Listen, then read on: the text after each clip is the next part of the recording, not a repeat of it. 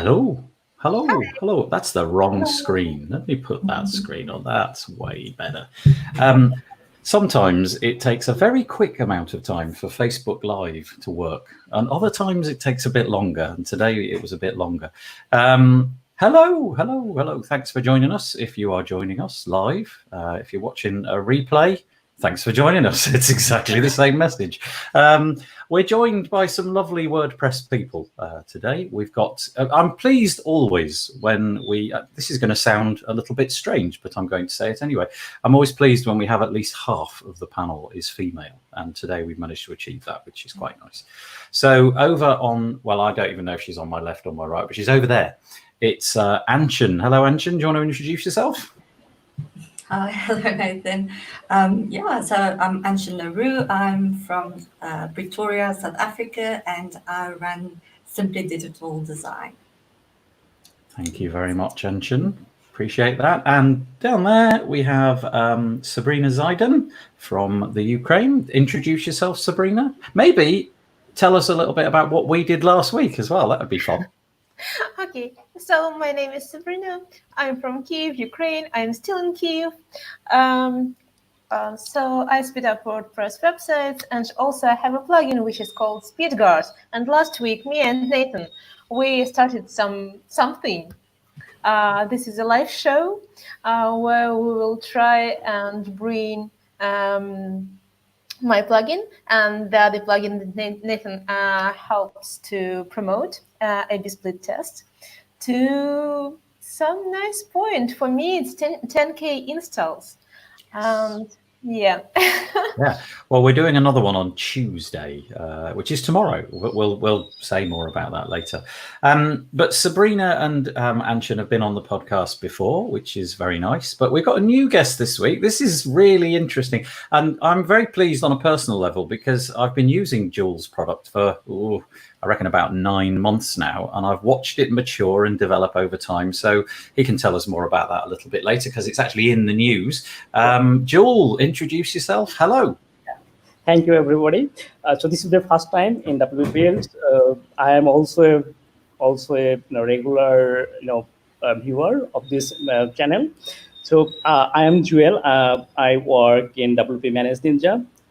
So we WP Managed is a software firm, and we develop WordPress plugins. So one of our best WordPress plugin is Fluent Forms and Ninja Tables.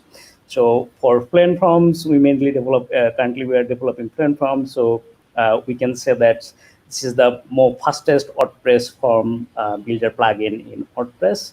And we are very proud and very excited about this product.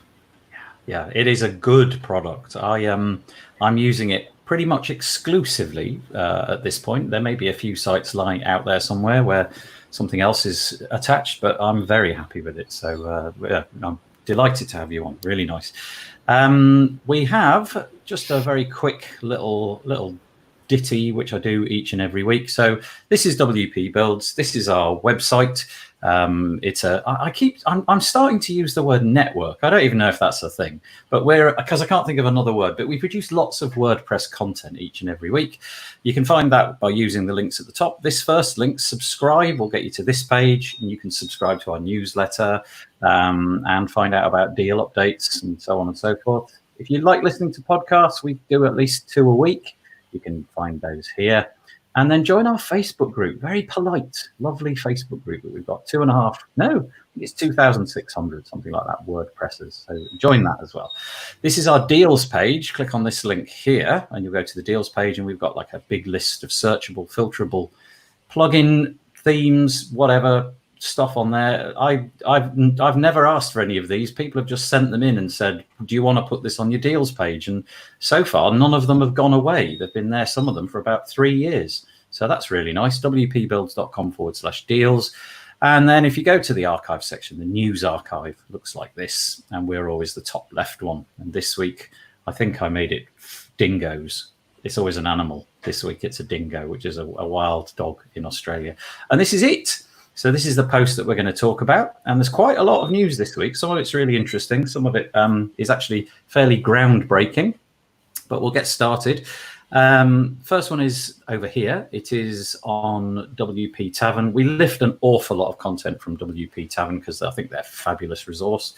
And Sarah Gooding was writing this week that essentially you're going to have, if you are still stuck on 5 point something for WordPress, then that time is drawing to a close. You're very soon going to have to upgrade yourself to a recommended 7.2. Actually, that's not true.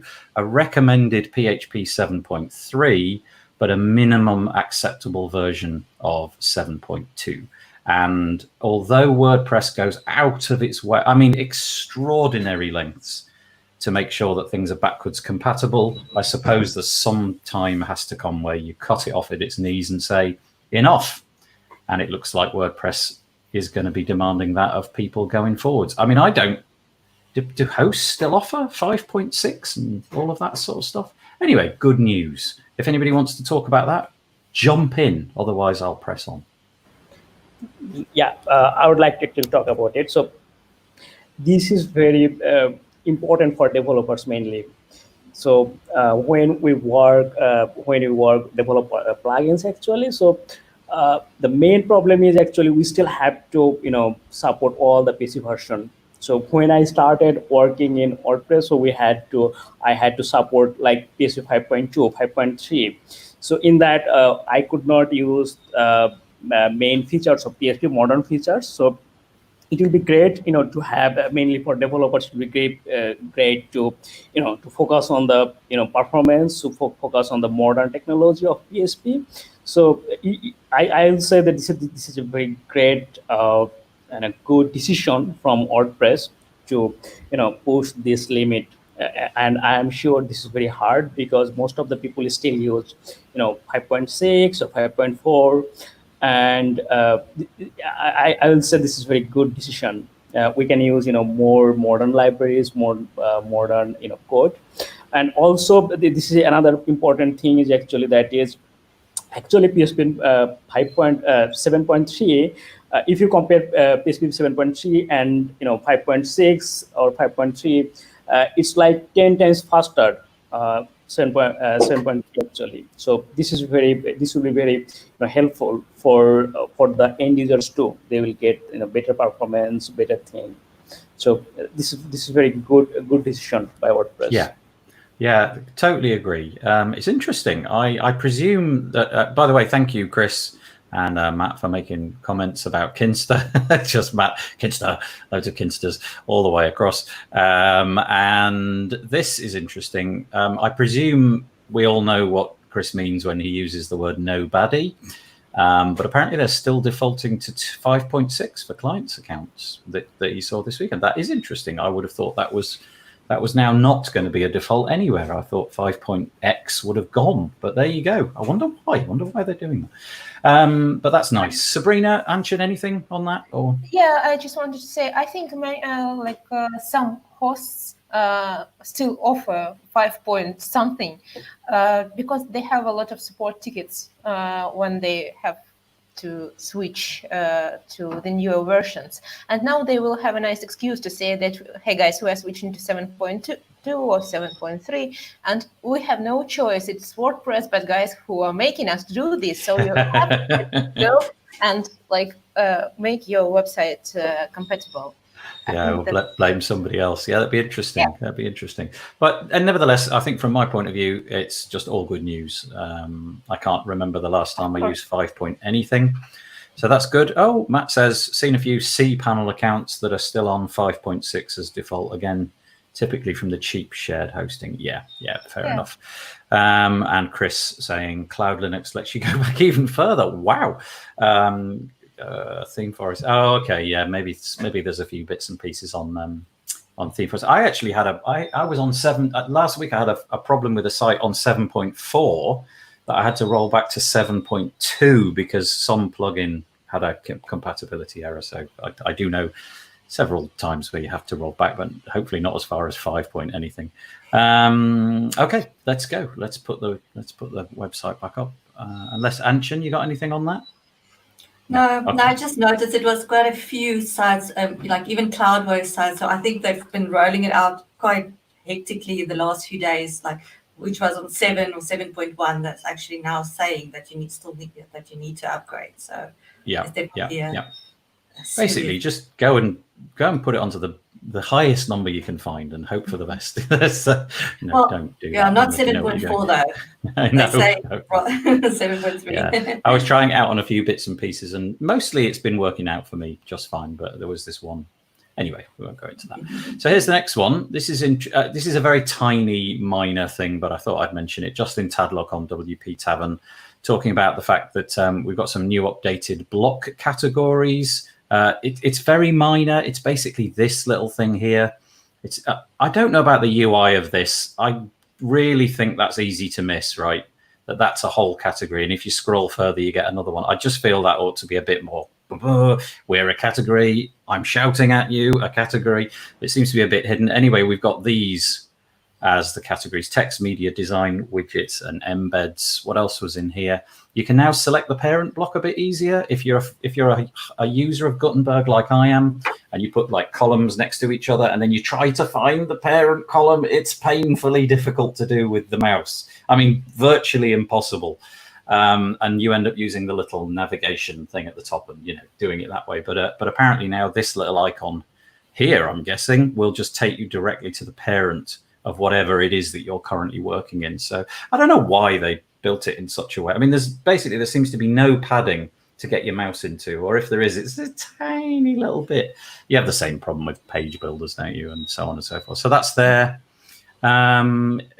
I don't think I'll mention that because it's not that great, but link colors, you can now really customize your link colors. And Justin makes the point here that, it's been a decent-ish solution, but let's say you have a blue background like there and you have a blue link color, that's a problem. And now you can adjust all of that. So it's a little bit easier as well. So a few minor little updates, but yeah, all going in the right direction. I'm loving the direction of this.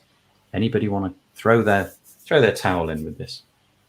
Parent thing is huge. Sorry, Sabrina, you've been caught with Chris's face. I'm really sorry about that. There we go. Parent update. It's huge. Like it's the tiniest update ever, right? To make it easier to pick up the parent element, but it's huge. It really just irritates me that when I cannot get to that parent. Yeah. And you would have thought that would have been a really common problem, trying to find the parent element. I have several places where there's, I don't know, there's a column and then a column, and obviously there's a parent of those columns, but just go so slow. And then there it is, missed it. Damn it. So yeah, okay, that's good. Oh, Chris, PHP 8 is out in December. Yeah, ditch the plugin and shame the developer, says Matt. Okay, let's move on then. I think this is quite significant. I think this is a pretty big piece of news, and I'd be interested to see what the SEO folk amongst us all think about this. So WordPress 5.5, says Sarah Gooding, there is a proposal to include core sitemaps, so XML core sitemaps. Now, from the reading of it, this is not going to conflict, and I don't know how this is going to be achieved, but it's not going to conflict with, let's say, an XML sitemap produced by, for example, Yoast or another sitemap dedicated plugin. It's possible to have both running at the same time, and allegedly Google will, or somehow the plugin will know which one to. I don't get it, but anyway, so this is interesting. A sitemap, but you don't have any control over it. The proposal is literally it's on, and you can't do anything with it. So I don't know how you're going to be able to interact with that and say, please don't show this page. I don't want people to see this one. It shouldn't be a part of the sitemap. But nevertheless, the fact that it's going into core, I think, is a huge deal. And why not? Over to you. Of course. Matt is saying right now that it should have been in WordPress as standard about 5 years ago. That's exactly what I was thinking when I first installed Yoast SEO. Why XML sitemaps are not inside the core, but they're in some third-party plugin? That should have been there all this time. Yeah, it doesn't really make a great deal of sense that it wasn't. But yeah, Matt, Yeah, I think you're absolutely right. Anyway, now it will be, but kind of a bit infuriating if the proposal is that you can't interact with it in any way, shape, or form. I'm sure that's what I remember seeing. But you'll still need another plugin to do actual UI stuff, so it won't have any UIs. Now, one of the things which I think will be of concern to people is performance. And according to, there's been an update. That's interesting. Since I read it last, the performance allegedly it's not going to be a burden. They're limiting it to 2,000 URLs, which actually, man, that's a big website, isn't it? Let's be honest. If you've got 2,000 URLs, that's pretty impressive. And so allegedly, it's not going to affect performance all that much. We'll wait and see. But there we go. Pretty big bit of news for WordPress. Okay. Anybody? Shall I move on? Right. Okay, I'll move on. Speaking of big bits of news, I think this is probably the most interesting bit of news in the community section that we do each week. Yoast have decided to acquire duplicate posts. This, I think you could argue, is something that should be in core. The idea that you can click a button and take a post and duplicate it. Now, I have to say that on various, particularly with podcasts, my podcast custom post type has problems if I duplicate a post. I never quite got to the bottom of it, but there is a problem with that. But essentially, whenever I've used this duplicate post plugin, which has over 7.5 trillion users, it seems, it's always just worked. It just works perfectly. Everything is fine. But custom post type, there's something about the feed of a podcast which causes a problem. Anyway, apart from that, very cool. But Yoast have acquired it. And I think the interesting bit here is not necessarily on this article. There was an article by Justin Tadler. Let me track it down. I think it was Justin. Anyway, it was on the WP Tavern again. And it was Justin. And he was sort of musing, why would they do this? Why would they want to buy a duplicate post plugin? And the theory being, and I think this is a nice idea, imagine if you've got a piece of content and you've worked on it really hard, but you're the kind of person that wants to duplicate things and modify it and slightly change your content. Wouldn't it be nice to get all the SEO stuff immediately as soon as you hit duplicate? Have all that nice, tasty information that you've probably spent ages building up, furiously getting all the keywords in and everything. It's all just there, right as you click the button. So again, the floor is yours if anybody wants to talk this one through. And also, it's a large audience of users that is joining Yoast again. Yeah. Weren't they taking on one of the developers? Can't remember what it said. So I was thinking more of a personal plan, maybe like giving Enrico those resources, because he's been creating this plugin so long, for basically no support. And it's just giving him the resources now to actually make more of it. So, Anchen, can you remember, is he being taken on then as an employee? Yes, that's right. He's being taken on.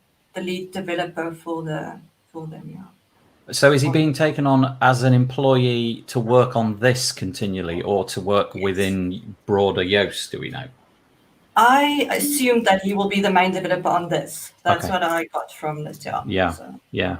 It's quite interesting, though. I like this is the one that I always use. If I use a duplicate plugin, it's this one. I don't know if you've seen Beaver Builder's Assistant plugin. They've got this feature built in as well as a whole bunch of other stuff. We talked about it a couple of weeks ago, and it's interesting. Why buy it? Okay, 3 million active installs. Literally don't need a bigger reason than that. Okay, yeah. So is it ads in the dashboard? Remember that about 6 months ago? AdGate. So basically, companies actually buy the smaller plugins, not just for the code or just the the plugin actually, but the users. So Yoast is now actually let the 3 million users to use their Yoast plugin. So I think that's the main reason Yoast actually bought this tiny plugin. It's very useful. I also use this. And it will be I think it will be good for Yoast to get new users from those 3 million active installs Yeah. from their main business in their main business. Yep. Yeah. I mean, it's a lot of users, isn't it? It's interesting. You kind of get to a point where you think a company like Yoast, they probably just don't need the recognition anymore. Honestly, I reckon anybody who's been in the WordPress space for anything more than 8 seconds has heard of Yoast, but still, why not? I do wonder about the ads, though. That is a genuine thought. Do you remember last year they had to walk back because they put that advert with the little bird flying with the banner? And in the last I think Black Friday or something. Yes, that was it. And they got heavily heavily told off by the community and walked it back. And I actually think Marika van der Ack did a fabulous job of apologizing. She just totally laid it bare. It was my call. I did it. Anyway, we're onto some different news there, but that's interesting. Okay. Okie dokie. Right, let's put the screen back on. That's not the screen I want to show. There we go. That's the one. Right. I'm not going to mention that one unless one of you specifically wants to mention it, but because basically it's running out today. There was a grant for some money, but you had to get in by the end of today. So I am, however, because I really like EMEA and I like the Toolset plugin, I'm going to mention this one. They've got a new set of documentation and training courses. They're going all in on video. They hired this, I'm going to say American, because I think he has an American accent, and I've forgotten his name, but he just does a fabulous job of putting their new videos together, their training materials. And I don't know if he's behind any of these things, but with the adaptation of Toolset into the block editor, they've had to rewrite just about all their documentation, and they're now saying it's done. We've finished it. Everything you should be able to now do. The UI and the documentation matches the UI of the plugin. So, bravo, well done. That must have been I'm sure Jewel can tell us all about writing documentation. It's not my favorite thing to do, but let's move on to that actually, because the next one is perfect. This is just such good timing. I have to say. Jewel stepped in to come onto this, and this is pure coincidence, right? Just so that it totally is. It was in the news rundown anyway, and then Jewel stepped in, and right, the floor is totally yours here, Jewel. You got a big update. 3.6 is here. Tell us all about Fluent Forms 3.6. Yeah. So basically, our last big update was I think 3.5. So last two.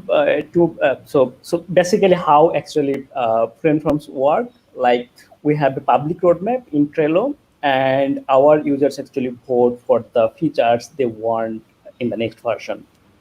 And this is very effective because users usually give us the idea what they want in their next version. So basically, our customers actually play in our software development process. Our customers actually play as a product owner role. So we highly use Scrum method in our software development process.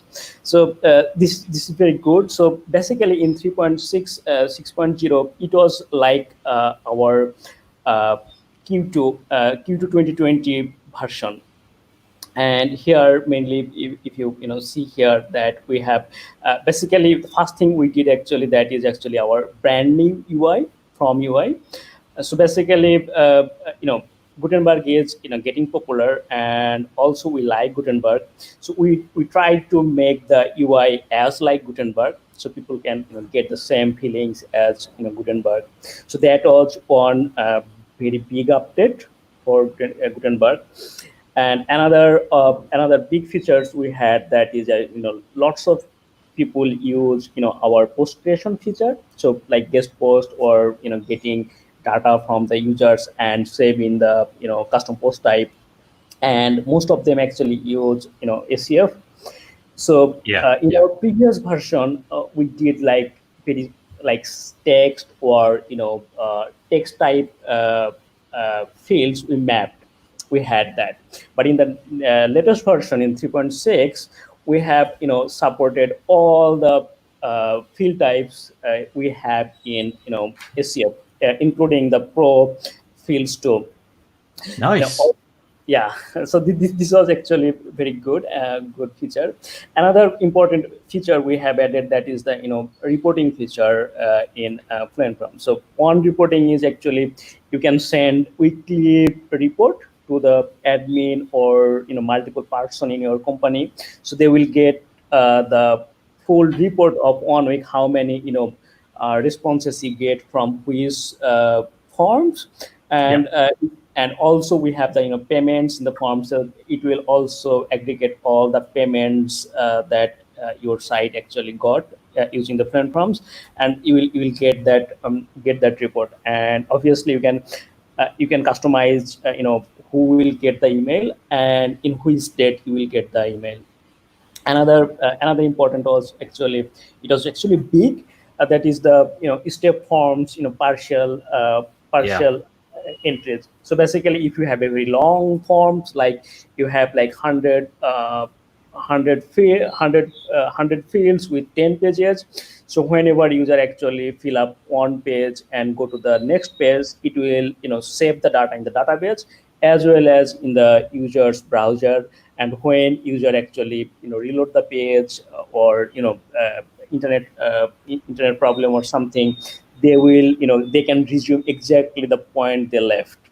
So also can I just ask you about that? Does it is there a way that they can let's say, for example, it's a 12-step form or something, they've got 6 steps in and they click save, does it just hold it in some sort of cookie in the browser plus data in the database, but can they email themselves a link or something to say, look, I'm coming back 3 months from now or something? No. So basically what we did actually is that whenever actually you transit the next page, we save the data for that page. And we set a cookie in the browser, so whenever you come back, then you actually reload when you reload the page, then we set the data that where you left. And from the admin panel, you can actually see all the partial inputs and export the data. And maybe in the future we'll add some features like send a reminder to the user that you can click this unique link and you resume your submission, like that. Yeah. So also we have many more improvements, like we have currently so many there has many Elementor user, so they wanted us to build a native styler for them, so we have added that too. And also we have many improvements. So basically like over the 2 months we had in our internal Trello board, we completed like 70 plus issues. Nice. So it was like 2 months we have 4 developers in our Fluent Form team. So it was really a big update for us. Yeah, so, I mean, proper congratulations. It's amazing. There's a couple in here that I'm really keen to try out. The first one is this, like you said, the partials entry one. That's cool. The idea of the branding on the UI. I mean, I don't know if you saw there, this bit is particularly, it's kind of very Gutenberg-esque, isn't it? The sort of like the inserter, that's nice. And the partial entries, but this right at the bottom, I think that's cool. Mobile friendly admin. So you can, that's properly cool. So you can actually create forms. Are you like really can do it on the phone? Exactly. Nice. Exactly. So it was like mostly admin panel when the plugin authors or they don't care about the mobile, and I think people actually use the admin panel from their desktop, and that's the ideal, I think. But sometimes you have to actually use your mobile to see the reports or change a small settings or something. So like you want to see so this is the animation for mobile UI. So we have optimized it, so you can actually even create a form using your mobile now. And that's cool.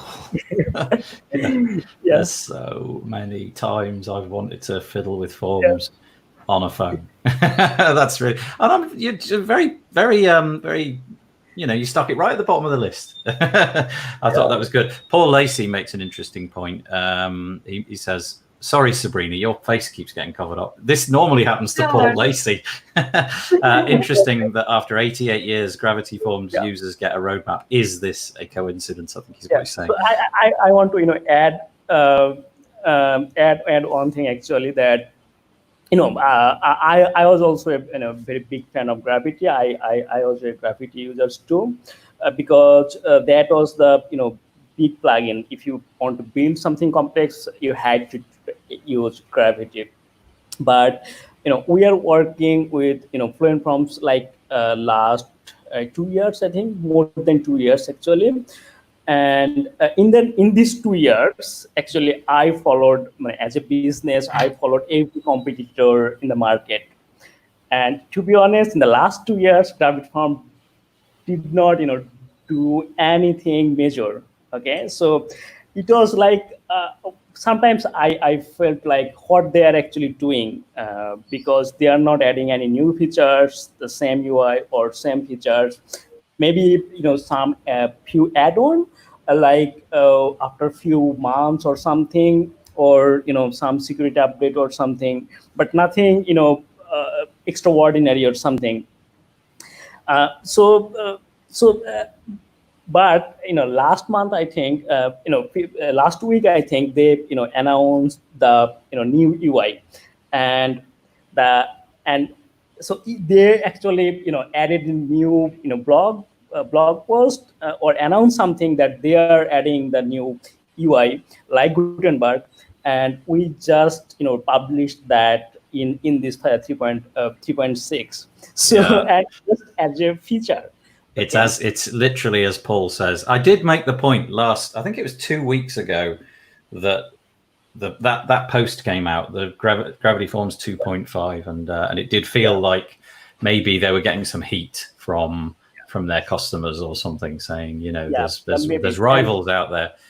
Sounds like you've got some real nice fans in our group as well. So we've got Chris Hughes, Gravity Forms, Dusty says, and he's a big fan of Fluent Forms.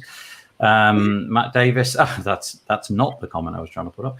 Yeah, done a great job. Really good to see a form plugin that does things right. So yeah, really nice. You got a bunch of people. Yeah, and there's Paul again.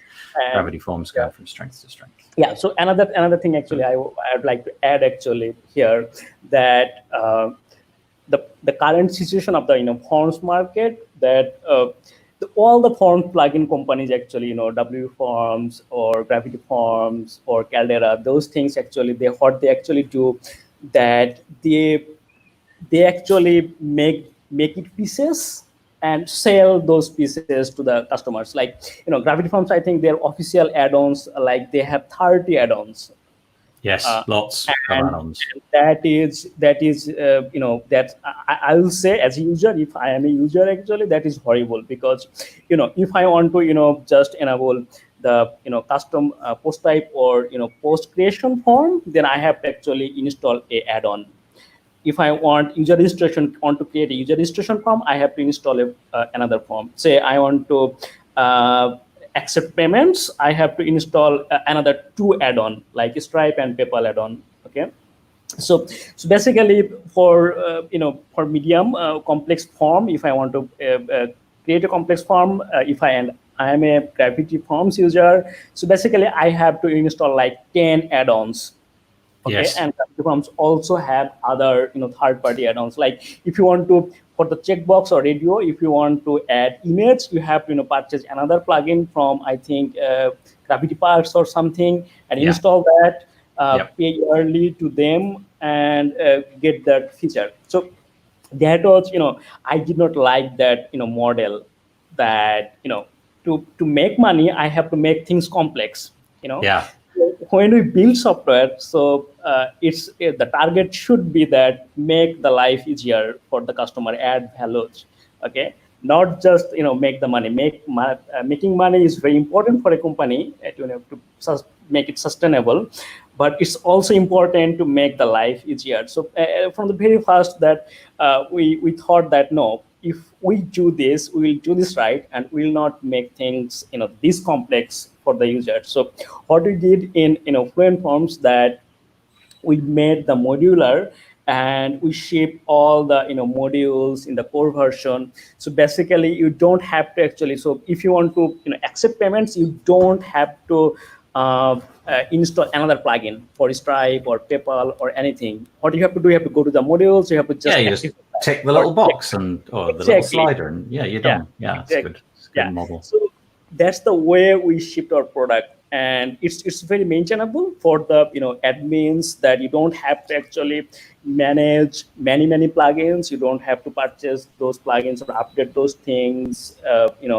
So this should be the right way for the plugin developers, that they should actually also focus on performance, also focus on the value, not only the the money that they are making from those plugins. So same model, actually everyone actually copy the Gravity Forms, like W Forms copy the same business model, or Caldera actually copy the same business model. They created lots of add-on, and they're selling those add-on. And from Fluent Forms, we did not add that. So everything, our pricing model is very simple, only on pro version that you can use, and everyone actually get the same features, same thing. So yeah, this is good advice for us, Sabrina. One plugin and one payment option, perfect. The day you suddenly hide the best features behind higher costs will be the day we'll be getting out the pitchforks. So that's I lovely. don't think users should be confused about pricing or what feature or feature. So that's the thing, actually, that other plugins should actually adapt that. More important to think about users, and if you actually think about the users love it, and you can actually make the money. We at the first we could not actually make much money from the Fluent Forms, but in the last few months, actually this year we see very tremendous growth in Fluent Forms. We get many natural users, many people, every month. Like in the last 3 months, our growth went kind of double. Okay, nice. So like 100% increase in the last 3 months. Yeah, so that is nice. So this is actually very good, and people should actually think about it. Other companies also think about it. They should be more open. Like Sabrina, we're going to have to bear all this in mind, aren't we, when we do our thing on Tuesday? Speaking of forms, by the way, this is quite an interesting one. I don't know what we're all going to make of this, but this is a nice, interesting, free initiative. Who is this? This is Munir Kamal. And he's got this thing called Gravity Forms. No, it's called Gutenberg Forms. We've said Gravity Forms so many times, I've mistaken the two. And this is a new thing built inside of the block editor. And Justin, was it Justin? Yeah, Justin writes about it. And you can see how it's all put together and what the different options are there. So that one is Gutenberg Forms. Go check that out. I'm not a big WooCommerce user, but if you're into WooCommerce version, oh, sorry, I should have had my screen on, shouldn't I? Look, there's the Gutenberg Forms. I do apologize. That's the article there. And WooCommerce, I don't really work with WooCommerce at all, a tiny little bit. But version 4.3 is available for testing. Going to move it on fairly quickly, if that's all right with you. David and I did a podcast this week about what we should do when we hand over our websites to our clients. What role should we give them? Do you give them the full Monty? Do you give them administrator and say, go on, do what you like? And you'll create some work for me in about 8 minutes because something will break. Or do you say, no, let's just rein it in a bit? Are you honest about it? Do you hide WordPress? Do you get those plugins which enable you to mask the fact that WordPress exists? What's your position on this? And so we debated that topic. And I'd be interested, especially Anchen and maybe Sabrina, do you do a lot of this hiding, customizing, or do you just throw it at them and say, get on with it? So I don't have a set rule, so it really depends on the client. So most of the time I give them editor roles, but I give them the admin user as well. So It's not that I don't give it to them. I just tell them rather use the editor, and then I do hide everything they won't need. So because it just cleans it up a bit. I like WordPress clean, so I do like cleaning the desk of the it just makes it easier. Chris uses the ever so useful subscriber role, which enables them to do all sorts of stuff. Yeah, that's good. That's interesting. Do you know, I put a poll out in our Facebook group earlier, and it had hang his head in shame. It had never occurred to me to give a client the admin role and another role. Like, that just didn't occur to me. Basically, I give them the admin role if they request it, but I might say to them, do you really need this? Or, you know, if it's somebody that's stupendously not technical and has expressed how not technical they are and how they hate dealing with technology and how they don't really want to be mucking around with the website, then I'll suggest to them that, how about the editor role? Then it's far less dangerous, if you like. And so I do that quite a bit. But I've also installed plugins and tried to limit what they've got, or give them things like another example of Gravity Forms. Give them the capability as an editor to fiddle with Gravity Forms, right? Which in Fluent Forms, you just tick a box at the bottom, which is quite nice. But yeah, so this was interesting. Sabrina, what do you do? I don't do client sites at all. So, so you don't do anything? No, I mean, I don't do that kind of stuff. So I don't give any permissions to clients. Yeah, but fair enough. From what I've seen, giving them 2 roles is quite smart.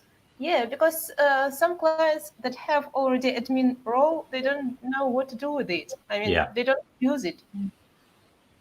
The jump, though, I came from Drupal, right? I've said this so many times, but I came from Drupal to WordPress. The permission system in Drupal is so much better than the permission system in WordPress. Okay. Like, it's just here we go. Go on.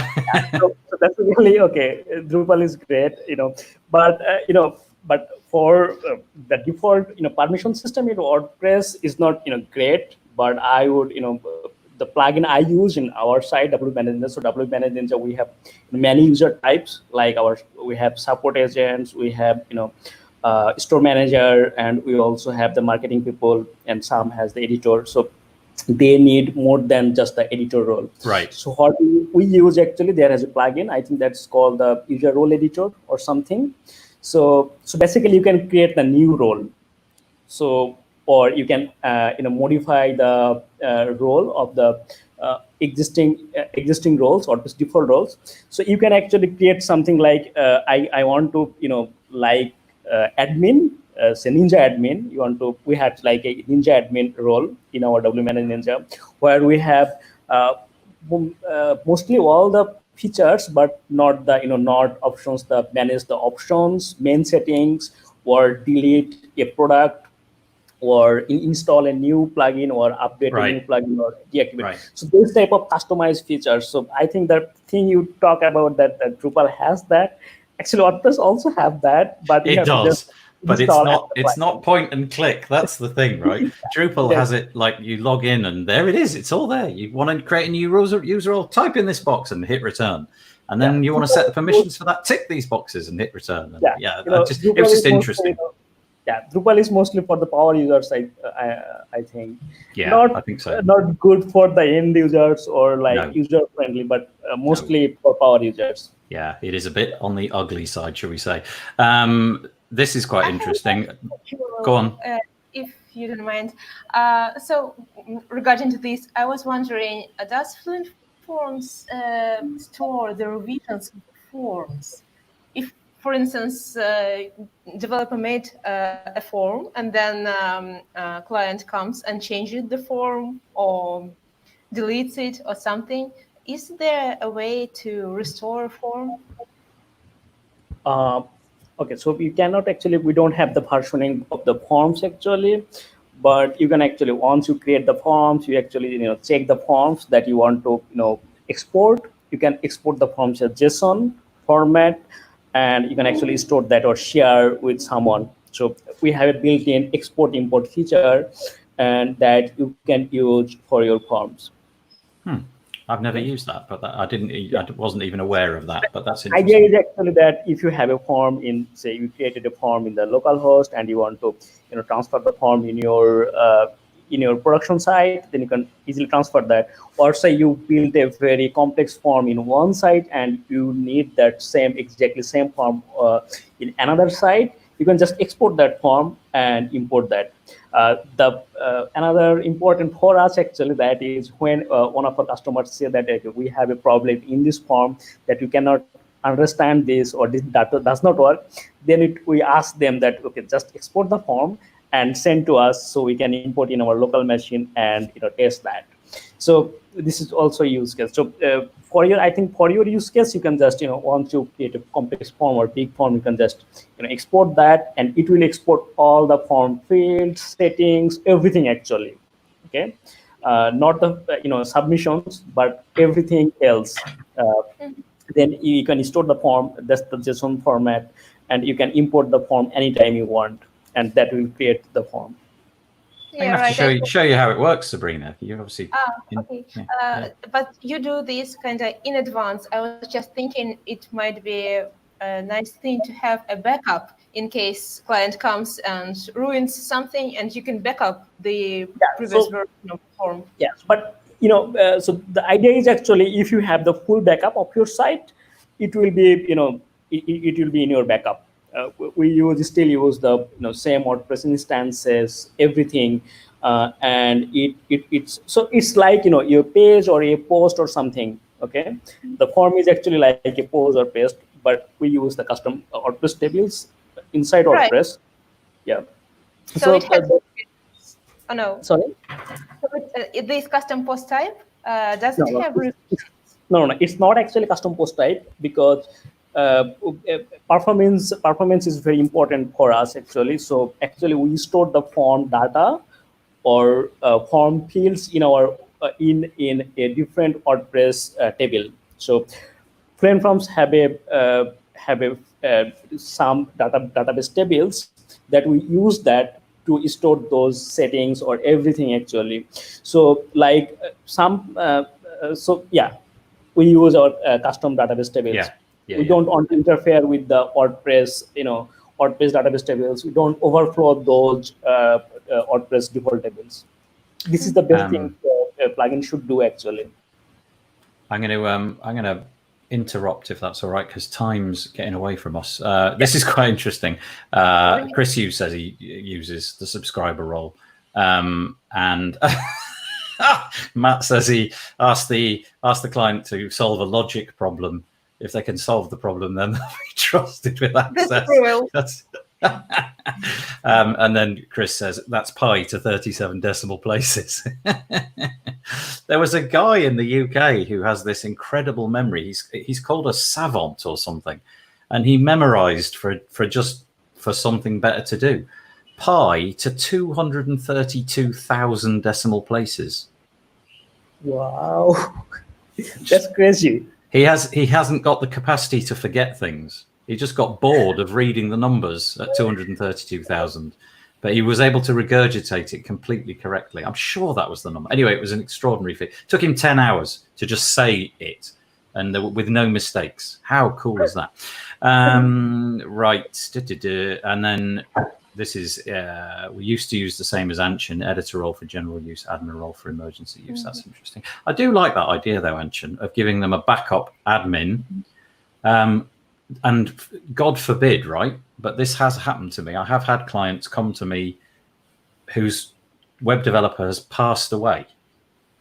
And not only did the web developer have the access to the hosting and the DNS, they didn't have an admin account. So essentially, it was a real difficult proposition to sort of try and get their websites back. So having that backup of an admin just sitting around, probably not being used, I think is quite useful.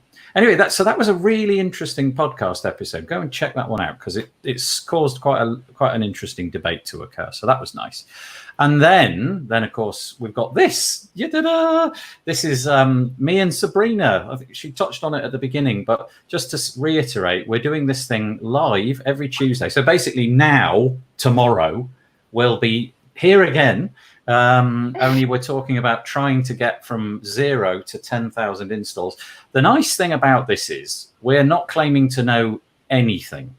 In fact, quite the opposite, because we've never done this before. We're taking the approach that we know nothing. Please help us. And we're just going to say what we do along the way.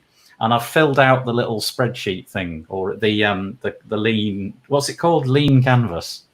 Is that right? I filled it out. I did it this morning, so I'm ready. So there we go. We're doing that. Come and join us tomorrow. That's all the WordPressy stuff I've got. Let me just check that's true. Oh, no. I want to mention, good friend of ours, he's been on the podcast a number of times, is David von Gries from the Page Builder Framework. I think he'd be a great guy to work for. He's got 2 jobs. He's got a Gutenberg developer job, and he's also looking for a writer. Remote working jobs, so you can be where you like, but this one is full-time, the developer job. He's obviously wanting to get his, his theme, in some way integrating with Gutenberg slightly better than it is already. And then there's a slightly, less hours, 2 to 4 posts a month for some writer. You must have fluent English and be enthusiastic about all things WordPress. So there you go. Good luck, David. I hope somebody finds it. David von Griesbeep. What did I say? And is that it? Yeah, that's the WordPressy stuff finished with. But there's a couple of things just before we end. Won't go into that one. Actually, I will go into this one because I'm interested in Jules' thoughts on that. But first one's first. I never use Instagram. Not ever. I don't even know how it. Oh, come on, Search Engine Journal, please, just leave us alone with the look. There's so many ads. The Matt Davis is still on the screen. Sorry, Sabrina. Apparently, it's more popular for news than Twitter. I thought Instagram was pictures. How do you get news out of Instagram? How does it even work? There's a chart down here showing its rise. Maybe the chart's been taken off. There you go. Look. This is people searching for news. Facebook winning by such a margin. Then it's YouTube, followed by WhatsApp. Again, how do you find news on WhatsApp? I don't even get that. Followed by Twitter at the moment on 12% and Instagram on 11%. I feel like I'm missing out with Instagram in that case. Is Instagram important? Do people of our age even care about Instagram? I don't know. Our age. Look at me. I'm fully grey. I apologise to all 3 of you. Yeah. Anyway, there we go. Oh, look. David hopped in and said thanks for giving him a shout out for his jobs. That's nice. Yes, of course. You're very welcome. Okay. Instagram is the thing, apparently. They've done it again. They've hit us with 2 on the way in and 1 on the way out. That's heavy. That's heavy stuff. This I found to be just a lovely article, not related. Never use this platform at all. This is a thing called Stack, right? Stack is one of those apps you put on your desktop, and you can, like, if you've got 3 Gmail accounts and 3 Slack accounts and an Airtable account, and you want them all in one UI, you don't want like 50,000 tabs open. That's what Stack does. But they had a ton of seed money, $400,000, which just evaporated when COVID started. They got an email basically one day to say, sorry, we cannot give you this money anymore. So suddenly so they turned to their community. It's such a nice story. Turned to their community, and the community haven't gone to the full 400, but they got this target of 15,000 a month, and they're getting it. How nice is that? Imagine if you've got a community who want to support you that much. Now, the WP Builds podcast is going all commercial. No. That would be funny. No, thanks. But I just thought that was a lovely story. Yeah. And last but by no means least, this is one I put in here for the benefit of me, Sabrina, and possibly Jewel. I don't know. This is... Yeah, this is interesting. This is Puneet from PowerPack, Puneet Sahlot. Yeah. Who took WP now, it's called Fomify. He took Fomify, WP Fomify, over to AppSumo, and I have mixed feelings about people doing that, just because I just don't know what it means for them and their business. And he seems to have been very happy with it, and he lays bare here everything that he did to make it work, and he did well out of it, shall we say, and he's pleased with the process. But I was interested, Sabrina, would you ever do anything like this? And Jewel, would you ever throw one of your forms into the AppSumo wrestling ring? So basically, I am not a big fan of AppSumo, to be honest. So the reason is actually that say I'm going to AppSumo. Okay, so if I got a very good deal, then they will give me 40%, from the sales, mostly 30%. But if I am very good, then maybe they will give me 40%. So, and their introductory price, I think, is like $49. So yeah, it's going up though. That's creeping up. Yeah. So if I give them, like 40%, if I can sell one plugin, then they will give me like $20 or something. Okay, so for me actually, selling a plugin for lifetime users, and I have to give him the support for the lifetime for $20. That's not ideal for me, because $20 like half an hour or 1 hour cost of my support team.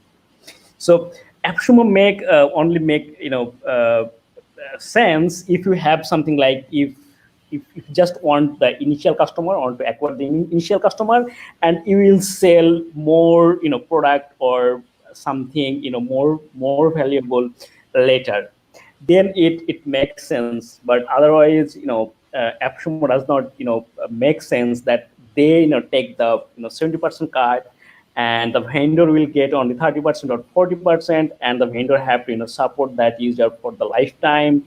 Yeah. So that's not ideal for any vendor, for any company. The companies actually create the product, they support everything, and so it's not ideal. I don't, to be honest, and frankly, in publicly, I can say that I don't support the model of how AppSumo work. But a vendor can go to the AppSumo if they desperately need money, and they have a solid business plan that if they make say 100K from the AppSumo, they can sustain 1 year and or 6 months, and after that they can actually grow naturally and make money and sustain business. Then they should go to the AppSumo, maybe the last shot. The AppSumo should be the last shot.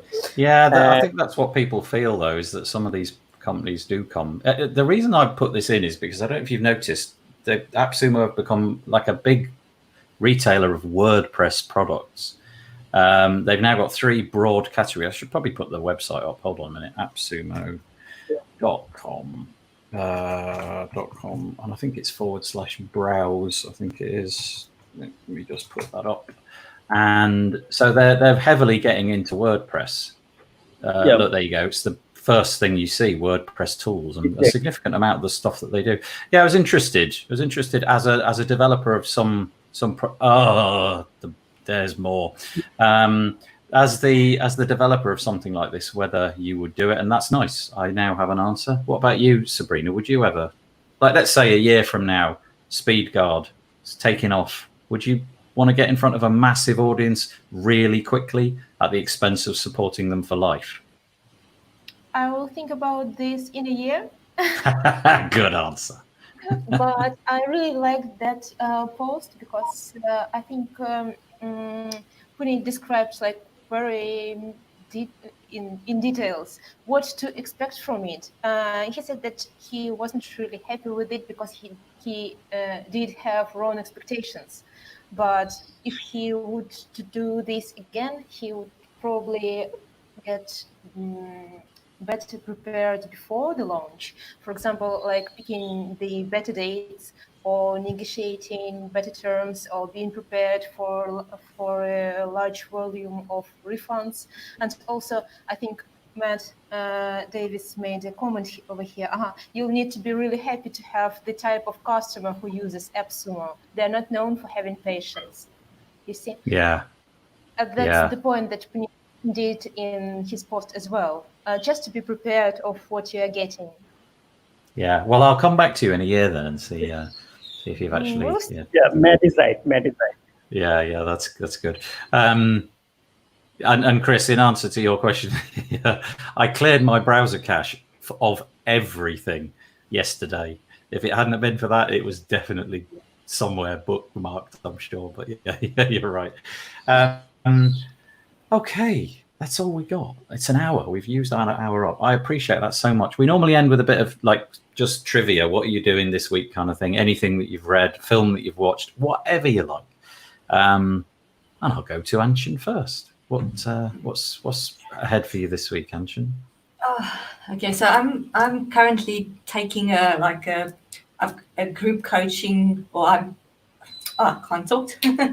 I'm delivering a build your own website group coaching. So I've got like this huge group of beta ladies going through this. So it's nice. It's quite hectic. Yeah, but it's very, very, very interactive, and I get a lot of feedback what people struggle with. So yeah, we're in module 3 now, so we're almost getting to us getting this out. That's great. I didn't know you were doing that. And are you doing that?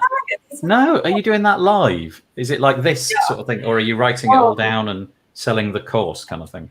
So it's video, so I record and deliver, and then once a week we've got like a live group call that I take over their site and help them and things like that as well. That's great. Oh, we should speak more about this. It's a lot of work. So okay.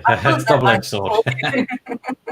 Oh, well, good. Best of luck with that this week. I hope that goes well. That sounds really exciting. What about you, Sabrina? Apart from speaking to me right here tomorrow, what else are you doing? Yeah, exactly. You know what I'm doing. I'm really preoccupied with SpeedGuard and things because after our last week's show, I received a few pieces of feedback also. So I have things to develop. And when I'm not working, I was watching this British series recently, which is called Afterlife. It's fun. It's ironical. It's nice. It's new. So maybe if you have spare time, give it a try. Afterlife. It's 2019, I think. Okay. Thank you very much. That's good. I don't watch a lot of telly, but I might make an exception. That sounds good. Afterlife. Okay. And Jewel, what's going on with you or your team or your life this week? Yeah. So basically, I was very busy last few weeks. So I could not work with the other teams that we have in W Management. Just basically, I think this week I'll mostly focus on collaborating with the other team leads and the members and see what's going on and help them to achieve their goal for this quarter. So mainly I don't think I will do much code this week. Mostly talk with the team members. Nice. Take a week off the code. That sounds good. Yeah, kind of. Yeah. Well, thank you, all three of you, for coming on. If you're still tuning in, thanks for sending the message, especially the guy. They're still sending in the messages. Oh, Ricky Gervais, says Matt. It's a Ricky Gervais thing. Okay. In which case, I'm guaranteed to watch it at some point, but probably like that. Oh, it's painful. Did you see The Office by Ricky Gervais, the British version of The Office? No, I don't think so. But I know that many people consider it to be more fun than original one. It's so hard to watch. It's like, it's cringe word. Everything is like, oh, please don't. Oh, he did it. He did it. Oh, don't do. No, he's done it again. Yeah, so bad, but so brilliant at the same time. Anyway, thank you. If you feel like spreading the word about this, please just tell people that we do this each week. I'd be really warmly welcome a bigger audience. That's always really nice. So Anchen, Sabrina, and Jewel, thank you so much. I'm going to put the little banner thing on and take it easy. Have a nice week, and we'll speak to you all soon. Bye. Bye-bye.